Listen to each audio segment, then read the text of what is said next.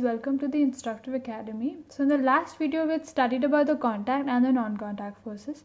So in this video we're going to study about the Newton's law of motion. So Isaac Newton had given the following laws to describe the motion of the body under the action of force. The first law was, the body continues to be in the state of rest or uniform motion in a straight line unless an external force is applied on it. So let me just write down the law for you, which has to be written word to word in the exam. In a straight line unless an external force is applied on it. So guys, this law tells us that each and every material body has a property by virtue of which it can resist the change in the state of its rest or motion. This property is called as inertia. Inertia of the body depends upon its mass. More the mass, more will be the inertia. Okay, let's study about the second law. What does the second law tells us? The rate of change of momentum of a body is directly proportional to the force applied on it, and this change in the momentum takes place in the direction of the applied force. I'll just write down that for you. So, the rate of change of momentum of a body is directly proportional to the force applied on it, and this change in the momentum takes place in the direction of the applied force. So here comes a formula based on this law, which states that F is directly proportional to the change in the momentum. So this particular, I'll just tell you, here P is the momentum and delta P is the change in the momentum.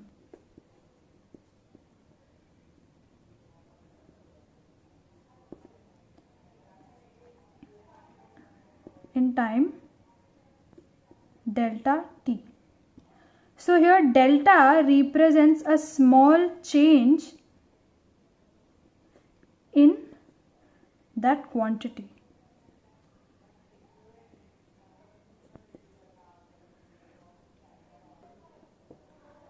And F is the applied force.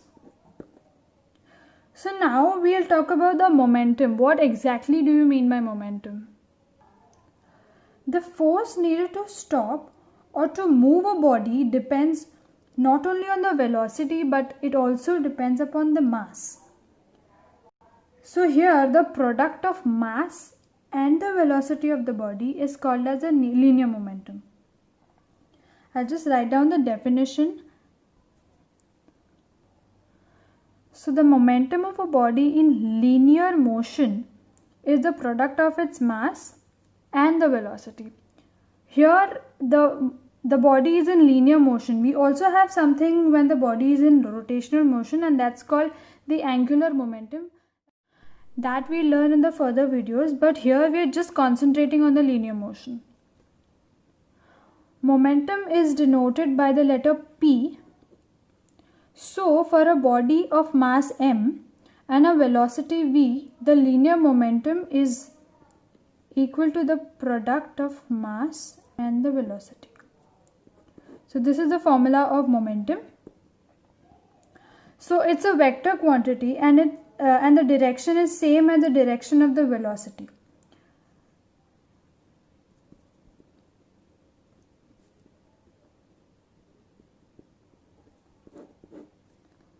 So now the SI unit of momentum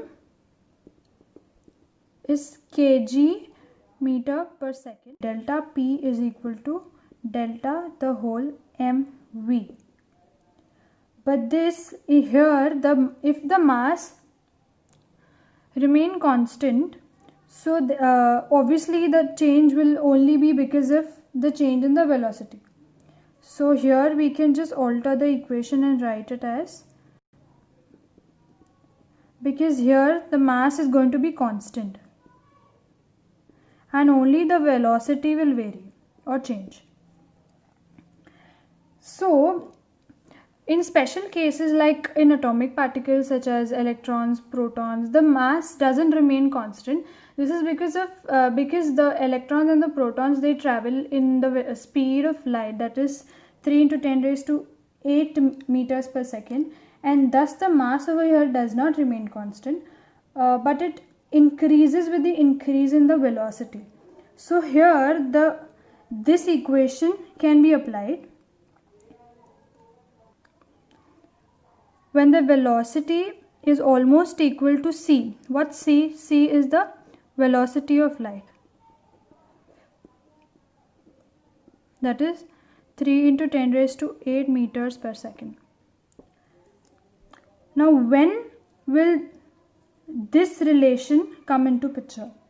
This relation will come into picture when v is very, very less than the velocity of light,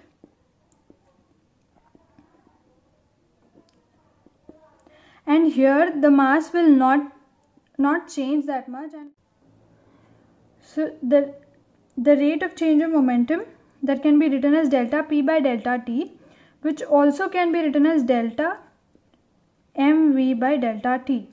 Here the v, that is the velocity, is almost equal to the velocity of light, hence the formula. If the mass is constant, then the formula will go like,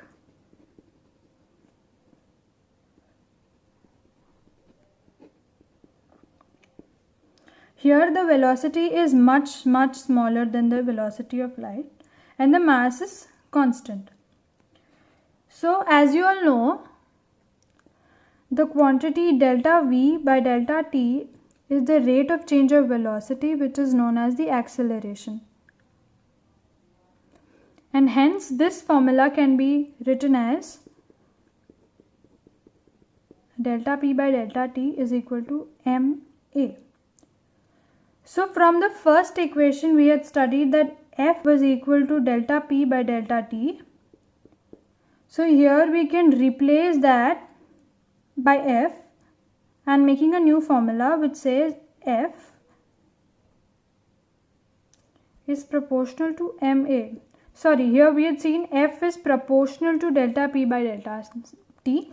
So here we get the quantity F is proportional to ma. If we remove the proportionality sign, we get a formula called F is equal to kma, where k is a constant.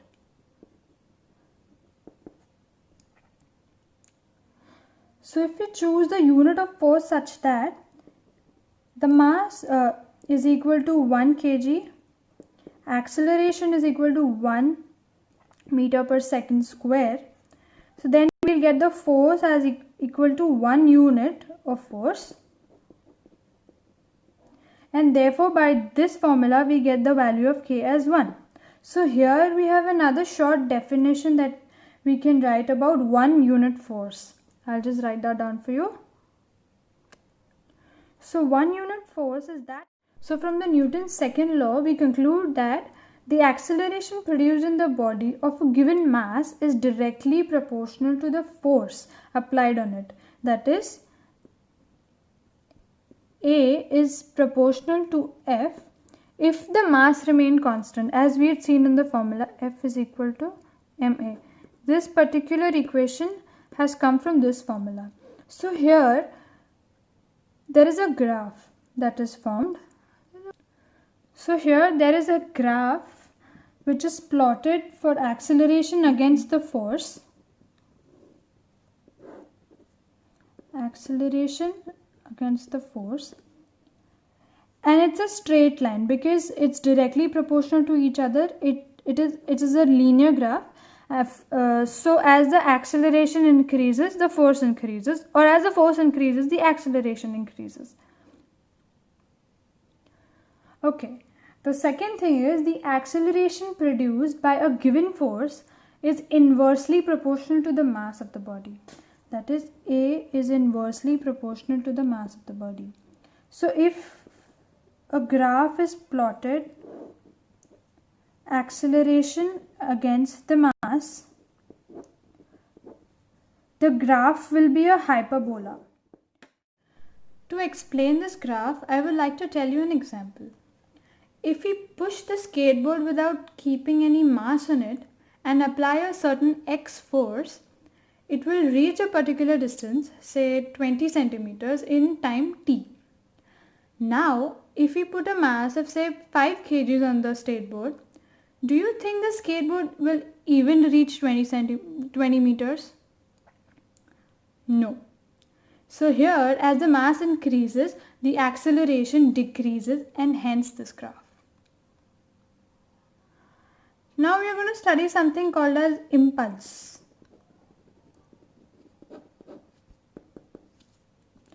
So from the Newton's second law, we saw that F was equal to delta P by delta T, or we could also write it as F is equal to F into delta T is equal to delta P. If the mass is constant, then delta P would be equal to m delta V. So here we can just change the formula a little, or just alter it a little, saying that F into delta T is equal to m delta V. Delta V is the change in velocity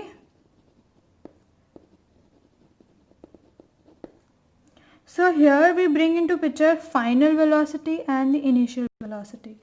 Final velocity is denoted by the letter V and initial velocity is denoted by the letter U. So if we go to alter the formula again, F into delta T is equal to m delta V, which is also equal to m final velocity minus the initial velocity. This above equation relates the force applied on the body to the change in the momentum produced in it.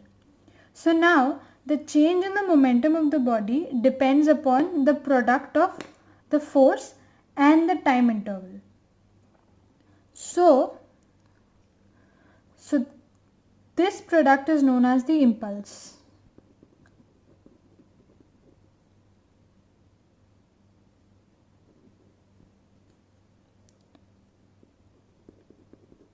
F into delta T, that is impulse.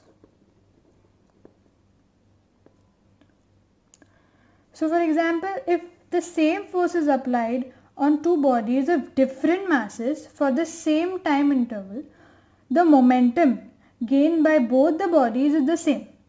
As a result, the lighter body begins to move faster than the heavier body if initially the body was either stationary or moving with the same speed. To stop a moving body, the required change in the momentum is obtained by applying a small force for a longer duration. For example, if the cricketer withdraws his hands while catching a ball, obviously the force applied will be small but for a longer duration. And while hammering a nail or hitting a cricket ball with a bat, the required momentum is imparted by the body by applying a force which is large and for a short duration of time. So this was all about the second law of motion, and now we're going to do the third law of motion. So the third law of motion states that to every action there is always an equal and opposite reaction. So this is the expression which tells us all about the third law, where F12 is the force on the first particle due to the second particle, that is the action, and F21 is the force on the second particle due to the first particle, that is the reaction. Thus, the force always exists in a pair. Action acts on the body while the reaction acts on the other body. The reaction and the action, they both don't work on the same body.